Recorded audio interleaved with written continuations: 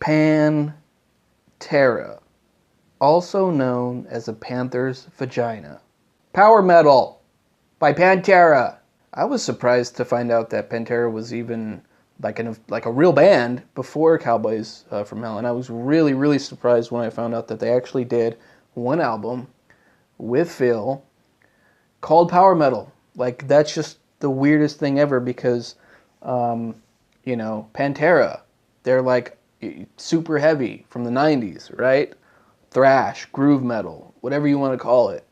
And they pretty much like looked like a glam band on this album, right in the front cover. It's right there. And they sounded like, for the most part, Judas Priest at the time. And fuck, like Phil did an amazing job on the vocals.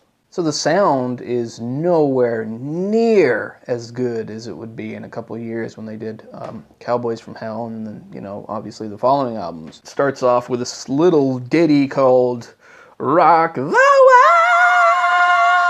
which is pretty much what you're going to hear the entire time, which is awesome. I mean, his vocals on this song, and this song in general, kind of reminds me of like Queensryche. They prove on this album that they were pretty damn good, you know, like kind of glam, 80s, hair, whatever you want to call it, metal band. Although I will say that I don't think they would have ever gotten even nearly as big if they didn't change their style in the 90s. But it is an excellent way to start the album. Pretty slow going. Just for the most part, it kind of just shows off Phil's awesome vocals, and I enjoy it very much. Then we have the title track, Power Metal. The chorus on Power Metal actually reminded me very much of Judas Priest song Nightcrawler, I believe it was. I could be wrong, but when I listen to it, I'm just thinking like, you know, Judas Priest all the way, which is not a knock to, you know, Pantera on this album.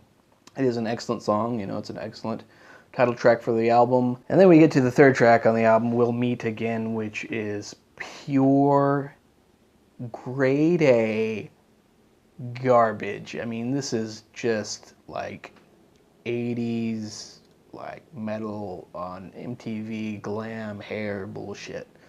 It's so bad. Phil sounds really uncomfortable singing this song. It's just slow, chugging with a weird, bizarre chorus over and over again. It's complete crap. Just throw it out, skip it, don't ever listen to it. Over and out. Holy shit, this song is so awesome. So fucking what? Over and Out is like the lost B-side on Peace Sells. I mean, it sounds so much like Megadeth in the 80s. You got Diamond Daryl on this album, as he's called, on the guitars, playing some amazing rhythm. Sounds like a spider crawl to me in there. I could be wrong. Either way, it sounds a lot like Megadeth. There's a lot of Megadeth type riffs in the song.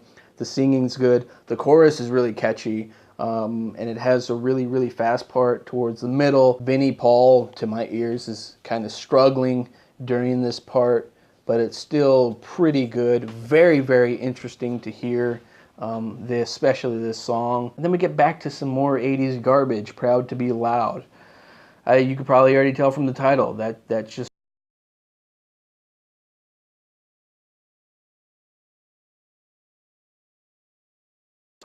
I mean, there's bands out there that do it really well, but it just seems very uncomfortable when this band is doing it, at least in retrospect. Terrible, you know, it's kind of just written around a shitty chorus. It's supposed to be catchy, but it's not. And once again, Phil Anselmo feels very, very uncomfortable and awkward on the vocals. Next song is Down Below. We get back to the more heavy stuff. Not as memorable as some of the other great songs on the album, but it's still really good. It's got some really good thrashy riffs in there. It's got a pretty catchy chorus. Death Trap is another really, really good song. Kind of sounds a little bit more like Judas Priest. It got some excellent vocals by Phil. Then we got Hard Ride, which really reminds me of a Priest song in the 80s. Not like, you know, bizarre Ram It Down, but like one of those more radio-friendly songs off of like Screaming for Vengeance or pretty much any of the albums before Ram It Down. It's, you know, it's all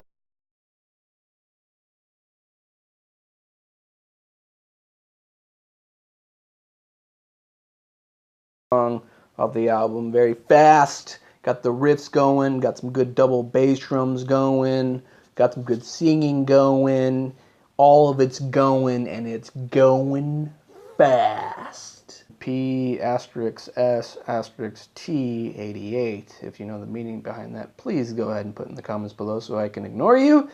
This song's weird. It's just weird. I think it's one of the leftover songs from like the previous album or something like that. It doesn't even sound like Phil on the vocals. It probably isn't. Could be wrong. I don't know. Don't care enough to look. It's just not good. It's a very, very weak weight in the album. They should have just ended it with burn. So yeah, that's Power Metal by Pantera, the actual like fourth album by the band. Album with Phil and Solo. Yes, ladies and gentlemen, it is not Cowboys from Hell.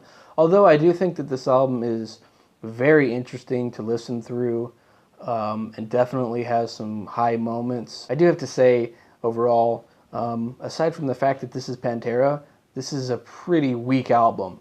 And like I said earlier, if they kept trying to do this, they would have not ever gotten nearly as big as they were going to get when they changed their style in the 90s.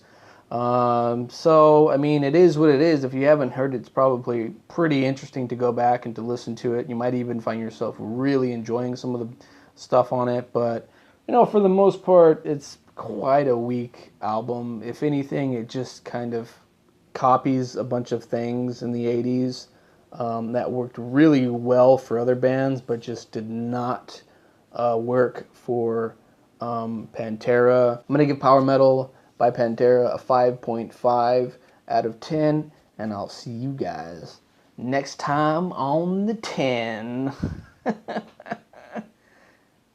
Is that a good ending? Did I end it good? Yeah.